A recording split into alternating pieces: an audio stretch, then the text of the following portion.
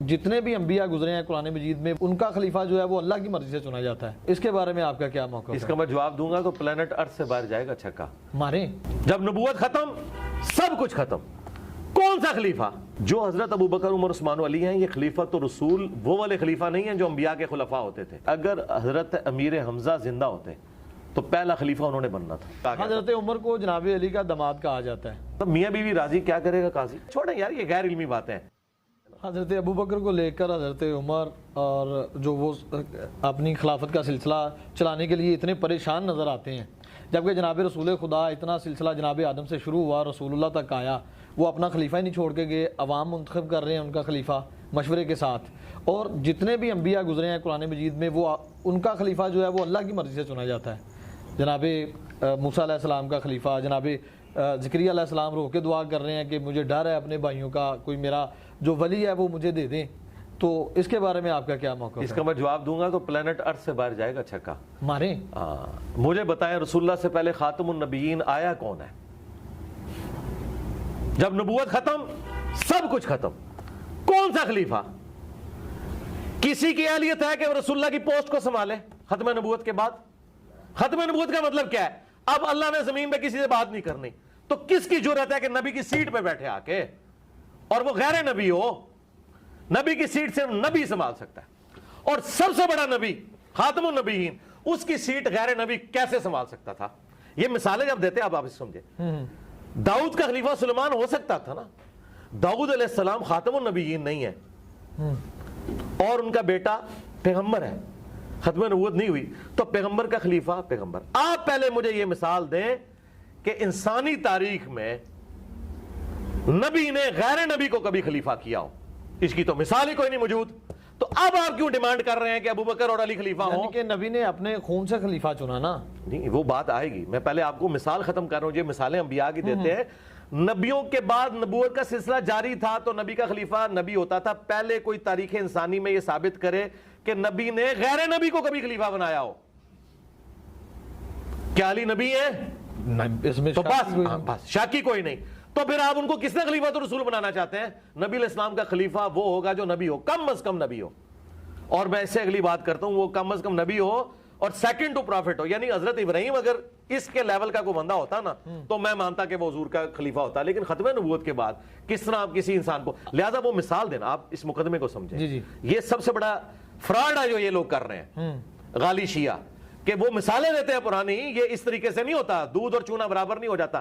جب نبی کا خلیفہ کبھی غیر نبی ہوا ہی نہیں ہے تو آپ کس طرح غیر نبی کو خلیفہ مان رہے ہیں، جبکہ ختم نبوت ہو چکی ہے؟ ختم نبوت کا مطلب یہ ہے جو مولا علی نے کہا آسمان کا زمین سے رشتہ منقطع۔ ناج البلاغہ میں جو مولا علی نے رسول اللہ کی میت پہ خطبہ دیا ہے کہ یا رسول اللہ آپ کی موت باقی نبیوں والی نہیں ہے، اب آسمان کا زمین سے رشتہ منقطع ہو گیا، مولا علی خود مان رہے ہیں کہ ابھی کام ختم ہو چکا ہے، جب کام ختم ہو گیا تو خلافت کی ضرورت نہیں ہے۔ اچھا، اب خلیفہ پھر اگر نبی کا کوئی خلیفہ اس طرح کا روحانی ہونا چاہیے تو وہ خلیفہ پھر ایسا ہونا چاہیے جس سے ہم استفادہ کر سکیں، میں بھی استفادہ کر سکوں، تو لائیں کدھر ہے وہ خلیفہ؟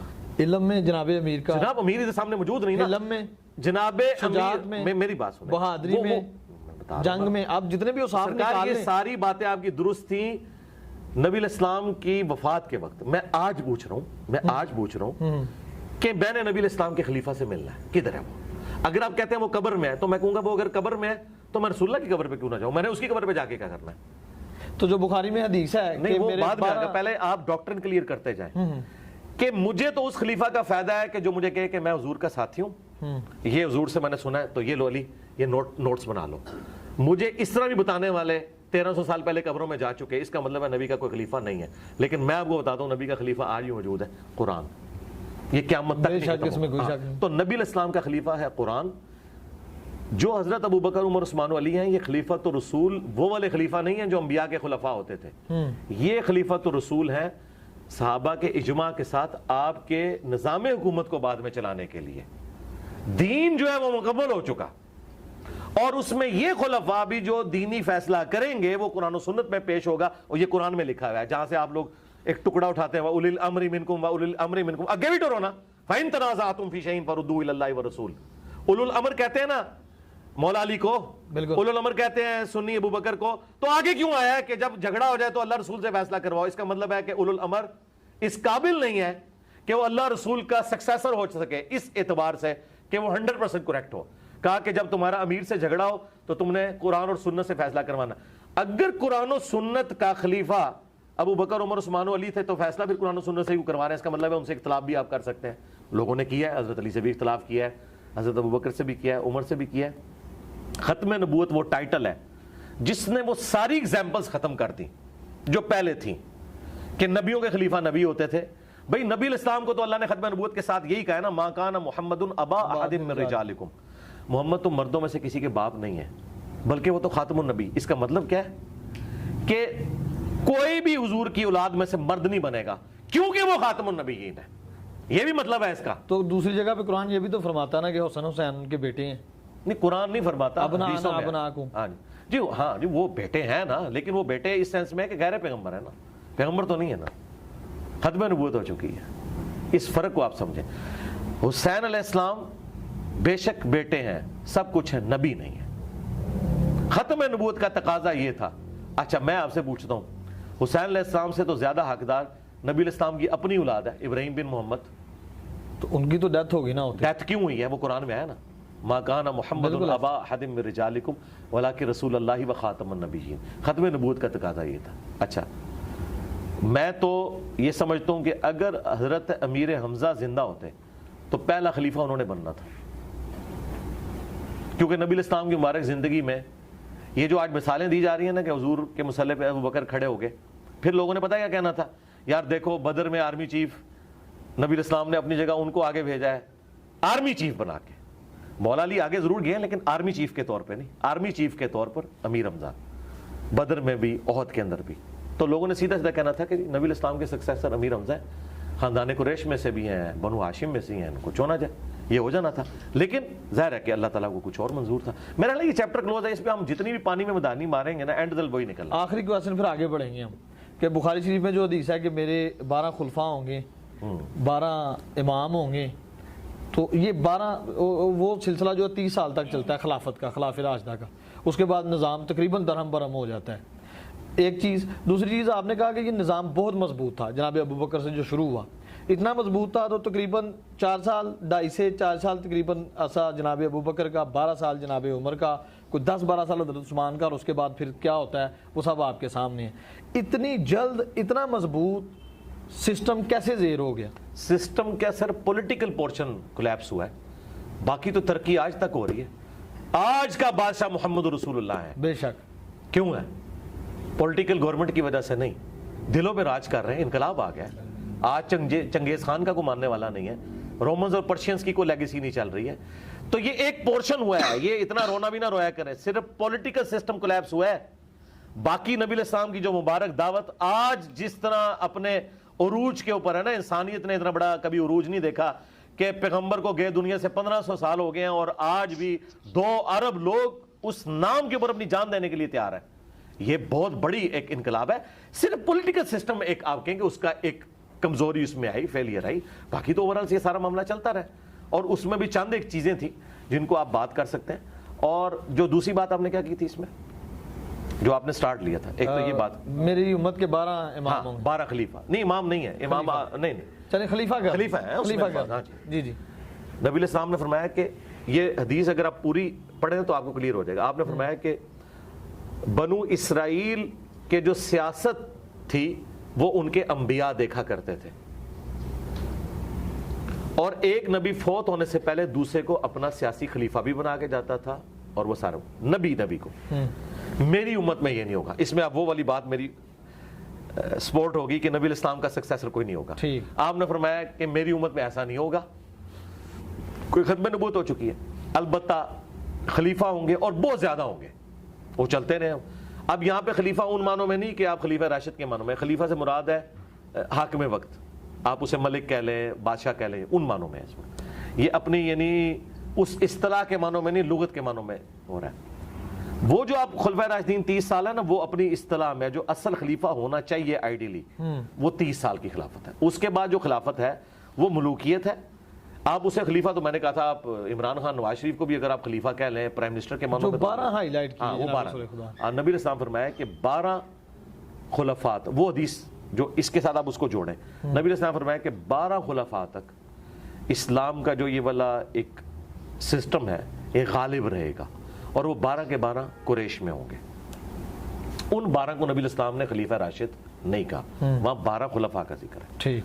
تو اگر آپ اس کی کیلکولیشن کریں تو اس وقت تک اسلام کا جو ایک ایکسپینشن والا معاملہ تھا وہ بڑا تیزی سے ہوا. جس طرح آپ 3 یا 4 پیڈل مارے نا تو تھوڑی دور تک سائیکل چلتی ہے نا, بالکل جو 30 سال کی محنت تھی نا وہ 130 سال تک نکال گئی. یعنی ان کے ادوار کے اندر وہ معاملہ چلتا رہے گا. اگرچہ ہمارا پولیٹیکل سسٹم کولیپس کیا, پھر بھی مسلمانوں کے جو فتوحات کا سلسلہ ہے وہ جاری رہا. اللہ تعالیٰ نے وہ ظاہر اپنے دین کو ایکسپینڈ تو کرنا تھا نا. رومنز کے ساتھ جنگیں رہیں اور آگے معاملات چلتے رہے, کرتے کرتے مسلمان اسپین تک بھی پہنچ گئے.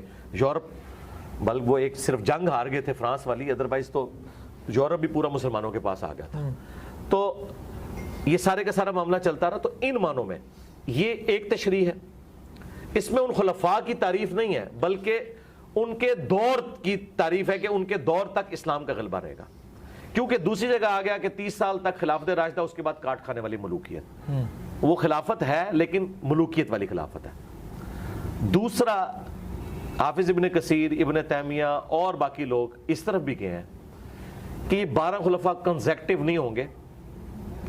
5 تو کنزیکٹیو آ گئے, ابو بکر, عمر, عثمان, علی, حسن ابن علی. 6 عمر بن عبدالعزیز ہیں, اور پھر قیامت تک کچھ خلفاء آئیں گے اور آخری امام محمد مہدی ہوں گے. یہ بھی تشریح اہل سنت کے ہاں چل رہی ہے. یعنی میں نے نہیں کی ہے, یہ حافظ ابن کثیر نے لکھی ہے. اچھا, ایک تشریح یہ کی گئی. اب شیعہ جو اس کو 12 امام کہتے ہیں, تو پھر اگر 12 امام والی بات مانی جائے تو 12 اماموں میں سے حکومت تو صرف 2 اماموں کو ملی ہے, مولا علی کو اور مولا حسن کو. باقی تو سارے امام خلیفہ بن نہیں سکے, قید کر دیے گئے, کر دیا. اچھا, اور نبی علیہ السلام حکومت کے پوائنٹ آف ویو سے خلافت کا ذکر کر رہے تھے یا ملوکیت کا ذکر کر رہے تھے یا حکومت کا. تو لہٰذا جو شیعہ نے یہ 12 اماموں والا کنسیپٹ 12 خلفاء سے نکالا ہے, یہ بالکل فراڈ نکالا ہے. بالکل نہیں نکلتا, یہ بالکل چیز ہی کچھ اور تھی. اچھا, اور سنیوں میں سے ناسبیوں نے ان سے 12 خلفاء کی جو فضیلت ثابت کی, یہ بھی دھوکہ دیا, کیونکہ 12 خلفاء کے اس دور تک کی بات کی ہے. ان 12 خلیفوں کی تعریف نہیں کی حضور نے, تعریف کی ہے خلافت راشدہ کی. ٹھیک ہے, دونوں طرف فراڈ ہوا ہے. اور یہ جو میں فراڈ, یہ میں نہیں کہہ رہا, یہ کتابوں میں تھا. خود ابن تیمیہ نے منہاج السنہ لکھی شیعہ کے خلاف, لیکن اتنا سخت وہ سنی ہونے کے باوجود بعض اوقات اس میں ناسبیت بھی نظر آ جاتی ہے. اس نے کہا بھی یزید اور اس کا باپ, ہم انہیں مسلمانوں کا بادشاہ مانتے ہیں, خلیفہ راشد نہیں مانتے. حالانکہ وہ شیعہ کے خلاف کتاب لکھ رہا ہے, لیکن یہ مان رہا ہے کہ یار ہم ان کو ویسا نہیں مانتے جیسا کہ آپ کہہ رہے ہیں. یہ 12 خلفاء والا جو ناسبیوں نے رزلٹ نکالا وہ بھی ردی کی ٹوکری میں ہے, جھوٹ بول رہے ہیں, فٹ نہیں بیٹھتا, تطبیق ہی نہیں ہوتی. دوسری طرف 30 سال تک خلافت, پھر کاٹ کھانے والی ملوکیت, اس کا کیا کریں گے؟ جو میں آپ کو تشریح کر کے بتا رہا ہوں یہ علماء نے, محدثین نے لکھی, اور یہی اس کی بیسٹ تشریح بنتی ہے. اور شیعہ نے جو یہ فراڈ نکالا کہ اسے 12 امام ثابت ہے, تو بھئی وہ تو خلفاء تھے, خلفاء جو ہیں وہ حکومت سنبھالتے ہیں, تو حکومت تو صرف مولا علی کو ملی ہے اور امام حسن کو بھی 6 مہینے, باقی 10 تو سارے کے سارے خلفاء کے ہاتھوں شہید ہوئے ہیں, تو حکومت تو نہیں ہے, لہٰذا ان کی بھی بات پوری نہیں ہوتی ہے. اور آخری خلیفہ جو ہے اسے جا کے حکومت ملے گی, تو پھر 3 خلیفوں کو ملی, باقیوں کو نہیں ملی. تو خلافت والے معنوں میں پھر یہ چیز نہیں ہے, امامت والا معاملہ. لہٰذا یہ معاملہ جو ہم بتا رہے ہیں آپ کو موقف, یہی موقف اہل سنت کے جن محدثین کا یہ موقف ہے, یہی حق پر مبنی ہے, یہ تمام روایتوں کو سیٹسفائی کرتا ہے. اور ہمارے استاد مولانا اسحاق صاحب کا یہی موقف تھا. میں نے ان سے جو 1-to-1 کوسچن آنسر سیشن کیا, اس میں انہوں نے یہی جملے بولے کہ بھئی علی بیٹا پھر ان 12, میں شیعہ حضرات سے بھی کہتا ہوں کہ 12 اماموں کو حکومتیں تو کوئی نہیں ملی. ہاں دیکھیں مولانا اسحاق, اللہ تعالیٰ ان کی روح کو خوش کرے جنت الفردوس میں, الحمدللہ. بعض اوقات وہ ایک جملہ ایسا بولتے تھے کہ میرے جیسے جو لوگ ہیں نا, وہ ان کے لیے وہ چابی ثابت ہوتا تھا اور ایک علم کا دروازہ کھول جاتا تھا.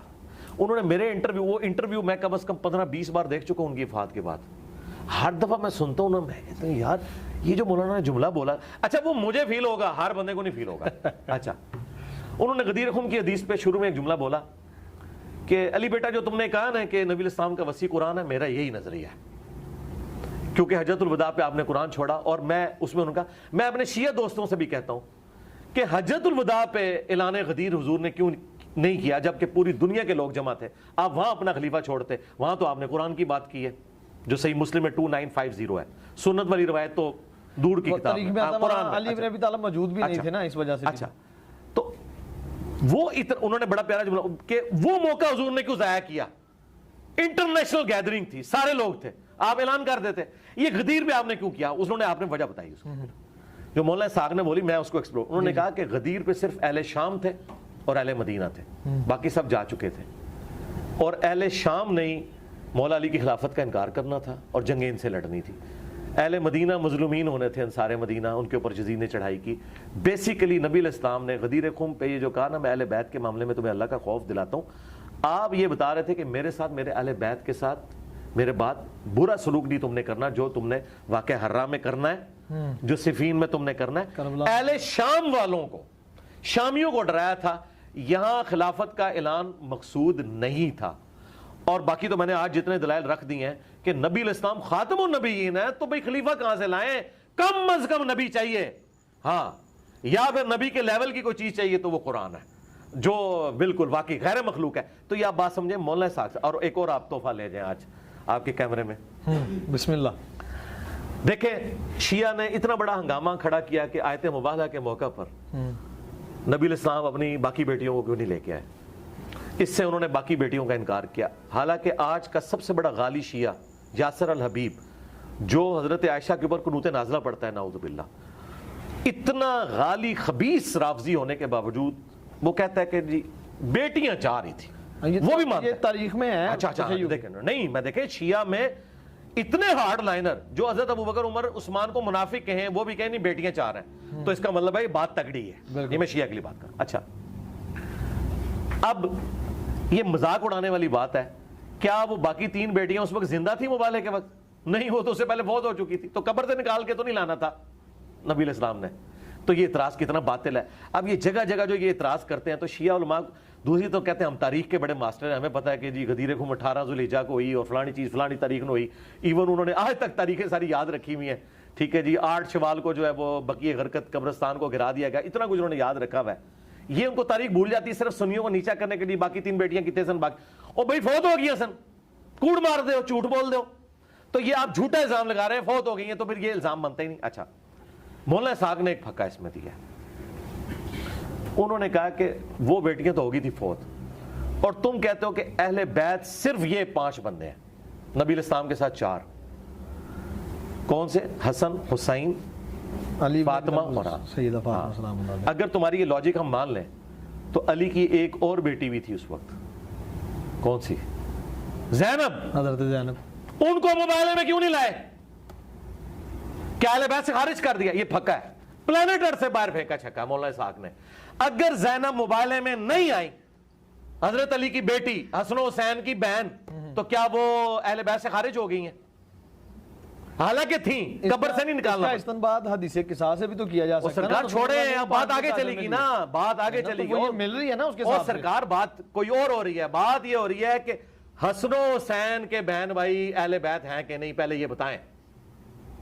جو عقیدہ تواریخ میں ملتا ہے اہل بیت کے بارے میں, وہ 12 امام ہیں. تو پھر تو میں کہتا ہوں, تو میرا تو خیال ہے پھر اہل بیت کے ساتھ یہ دشمنی ہے کہ مولا علی کی بیٹی جس نے یزید کے دربار میں اپنے بھائی حسین کا مقدمہ لڑا, اپنے باپ کا مقدمہ لڑا, اگر وہ اہل بیت نہیں ہے تو اڈے جڑے پوڈری تے چرسی درباراں تے بیٹھے ہوئے اہل بیت بنے تے ایک دو اہل بیت ہو گئے نے جڑے آدھے نہیں ہے امتی تے اسی اہل بیت ہاں. تو بھائی یہ بات ہے, یہ بات نہ کرے, آپ بھی گنہگار نہ ہو جائیے گا اللہ کے حضور, پکڑے نہ, لا حول ولا قوت الا باللہ. تو حضرت علی کی ساری اولاد جو فاطمہ سے ہیں وہ سب اہل البیت ہیں, چاہے وہ جناب محسن ہو چھوٹی عمر میں جو شہید ہو گئے, اہل سنت کے ہاں بھی وہ ہیں, لیکن وہ والا واقعہ نہیں جو یہ کہتے ہیں. بالکل. حسن و حسین بھی, اور ان کے ساتھ ان کی سسٹر زینب. زینب اس وقت 1.5-2 سال کی تھیں جب مباہلہ ہوا ہے, اور ان کو اٹھا کے جانا کوئی مسئلہ نہیں تھا. اور بڑی حیران کن بات ہے کہ فاطمہ سلام اللہ علیہا انہیں گھر کسی کے پاس چھوڑ کے آئی ہوں گی, لے کے ساتھ جانا کمفرٹیبل تھا. اور میں کہتا ہوں شکر ہے گھر چھوڑ گئی ہیں. آج ہم ان کو گھیچے سے پکڑ سکتے ہیں کہ بتاؤ اگر اس طرح تم نے اہل بیت سے لوگوں کو خارج کرنا ہے تو زینب بنت علی کیا اہل بیت سے خارج ہے؟ جو زینب بنت رسول اللہ کو تم اہل البیت سے خارج کرتے ہو, تو یہ ظلم نہ کرو. البتہ یہ بات درست ہے کہ باقی 3 بیٹیوں سے نبی علیہ السلام کی اولاد نہیں چلی, اولاد یہیں سے چلی ہے, آل محمد یہی ہے. لیکن ہر بات یہ مولانا اسحاق صاحب نے ایک پھکا دیا تھا, میں نے آپ کو بتایا بعض کا وہ اتنی بڑی یعنی پھکا دیتے تھے جس کا جواب ہی ممکن نہیں. بخاری و مسلم میں بلکہ آپ نے کہا تھا میں ختم کروں گا, آگے چلوں گا, آپ آگے چلیے. میں حدیث پہ آ گیا ہوں نا آگے کہ صحیح ستہ میں امام حسین علیہ السلام کے قاتلان سے بھی احادیث لی جاتی ہیں, اور جبکہ اہل بیت کو دیکھیں گے, امام حسن کو, امام حسین کو, جناب علی بن ابی طالب کو, جن کے بارے میں رسول فرماتے ہیں کہ میں علم کا شہر ہوں, یہ علم کا دروازہ ہے, ان سے احادیث بہت کم لی جاتی ہیں. جبکہ امام باقر, امام جعفر صادق سے بھی بہت کم لی جاتی ہیں. حضرت ابو ہریرہ رضی اللہ تعالیٰ عنہ خیبر کے وقت مسلمان ہوئے, ان سے 5500 یا 55,000 تقریباً اس طرح سے نہیں 55,000 مشکل سے ہیں. ہاں, اور دوسری بات یہ ہے کہ مجھے بتائیں کہ ابو ہریرہ کہاں سے قاتلان اہل بیت ہو گئے؟ نہیں میں یہ نہیں کہا, تو آپ نے 4-5 باتیں مکس کر دی ہیں نا, تو آپ سٹیپ بائی یہ کویشچن اگلا تھا. ہاں, پہلی بات ہے قاتلان جو اہل بیت ہیں یا جو ناسبی ہیں, ان سے اگر کوئی روایتیں لی ہیں اہل سنت کے اماموں نے تو وہ تائید میں لی ہیں, اور ساتھ ان کا سٹیٹس بھی بتایا. کسی کا اہل بیت کا دشمن ہونا اس چیز کا متقاضی نہیں ہے کہ وہ روایت حدیث میں جھوٹی ضرور بول رہا ہوگا, یہ ضروری نہیں ہے. اسی طریقے سے دوسری طرف آپ یہ کیوں بھول جاتے ہیں کہ امام بخاری نے کم از کم 100 ایسے راویوں سے احادیث لی ہیں جو شیعہ تھے, وہاں کیوں نہیں اعتراض کرتے؟ وہاں اگر ہم اعتراض کریں کہ امام بخاری نے شیعہ سے لے لی, اس لیے کہ وہ سمجھتے تھے کہ ان کا عقیدہ اپنی جگہ لیکن روایت حدیث میں وہ سچے ہیں. آپ وہ روایت پہ بحث کر سکتے ہیں کہ یہ فلاں روایت فلاں ناسبی سے لی تھی اور دیکھو اس سے غلط عقیدہ نکل رہا ہے, اس پہ آپ بحث کر سکتے ہیں. یہ جن لوگوں کو رافضی یا ناسبی کہہ رہے ہوتے ہیں, ہم انہی لوگوں سے دوسرے لوگوں کی شان میں حدیثیں ثابت کر دیتے ہیں. مثلا سنی امام زہری کو کہتے ہیں کہ یہ شیعہ تھا, اور بعض جو غالی شیعہ ہیں وہ کہتے ہیں یہ سنی تھا, اور جو درمیان میں کہتے ہیں اس کی زندگی کے 2 پیریڈ ہیں, کیونکہ دونوں طرف روایتیں ملتی ہیں. وہ حضرت علی کے حق میں بھی بولتا ہے اور حضرت ابوبکر کے حق میں بھی بولتا ہے. تو بات یہ ہے کہ اس طرح جب دونوں طرف, میری کوئی ویڈیو لگا لے جنگ صفین پہ تو اسے لگے گا یہ کوئی شیعہ ہے, ٹھیک ہے نا, آپ کو کہا بھی جاتا ہے. ہاں, تو مجھے کوئی فرق نہیں, مجھے سب کچھ کہا جاتا ہے اللہ کے فضل سے, کوئی فرق نہیں ہے. امام شافعی کو بھی کہا گیا. حضرت عمر کو جناب علی کا داماد کہا جاتا ہے.